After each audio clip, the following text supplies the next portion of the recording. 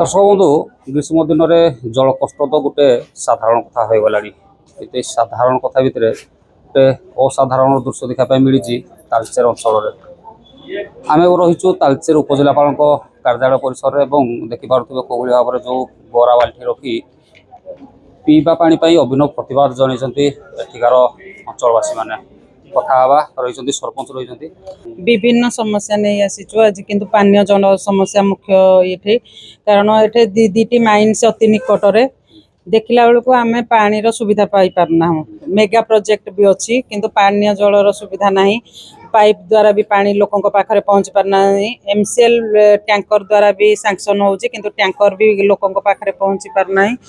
सबू समस्या को नहीं आज बाध्य होई आम सब कलेक्टर या पूर्वर भी प्रशासन अधिकारी मान संगे कथा सबू समाधान करेंगे बोली प्रतिश्रुति देते किंतु से प्रतिश्रुति पानीर गार आज होती तेणु बाध्य होई आज आम सब कलेक्टर ऑफिस सामने धारणा देवाक बाध्य। अच्छा ये गरा बाल्टी आनिक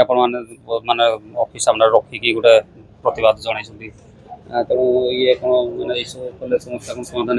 हो आशा रखीचु किंतु देखिया पुणी एबे तो सब कलेक्टर सर डाकी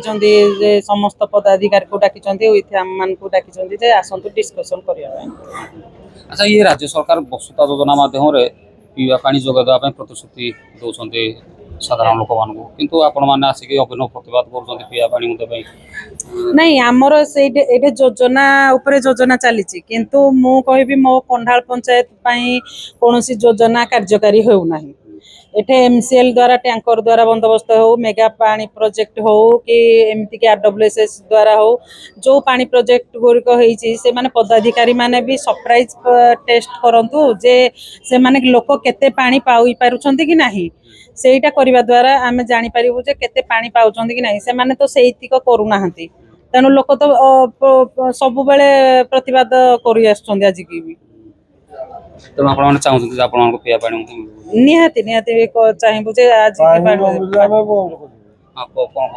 पानी न मिले आम एमसीएल बंद करूँ एनएच भी बंद करूँ आम पानी आमको दरकार दिन समस्या ये दीर्घ दिन समस्या आम कंढाल पंचायत खणी ठारू मात्र 100 मीटर दूर अवस्थित एटी पानी वर्षा दिन में पानी हुए रुहे ना तेणु खरा दिन कथा किए पचारूँ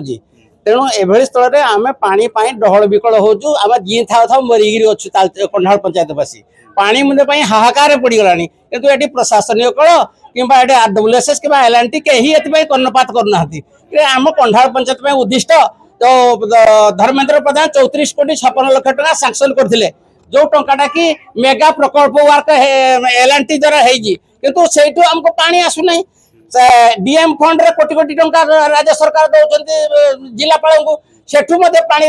पैसा देना व्यवस्था किसी करना तेणु मोटामोटी भाव में आमको जी था तो मारिबार व्यवस्था प्रशासन करुच्ची आम पाखे धन अच्छी आम पाखे सबू थी आमको जो पानी न मिल आगामी दिन में जो भयंकर परिस्थिति हम जी था लोक मरिबार जो दूरदृष्टि पड़ुची हे तो आगामी दिन में मनीष पानी निश्चित भाव में मरिबार संभावना अच्छी तेणु यही दृष्टिकोण प्रशासनिक कल खनि कर्तृपक्ष एनएचआई एवं आरडब्ल्यूएसएस से दायी करूँ से जेहेतु पानी देवार कौन सब प्रकार असुविधा करेणु आम आमको पानी केमती मिल आम जानू ना सरकार पैसा अच्छी सरकार पाखे सब व्यवस्था थी आमर कंढाल पंचायत 8टा पंचायत सरीगला 8टा पंचायत गाँ ना किंतु आम केतटा पंचायत अच्छी पानी देवनी कौन पाए सरकार जो पानी न दब आगामी दिन में चक बंद हम सब कोयला खनि बंद हम एवं जो भयंकर परिस्थिति सृष्टि हम से खनि कर्तृपक्ष प्रशासनिक कल दायी रही अनेक समय अनेक थर अभियोग जन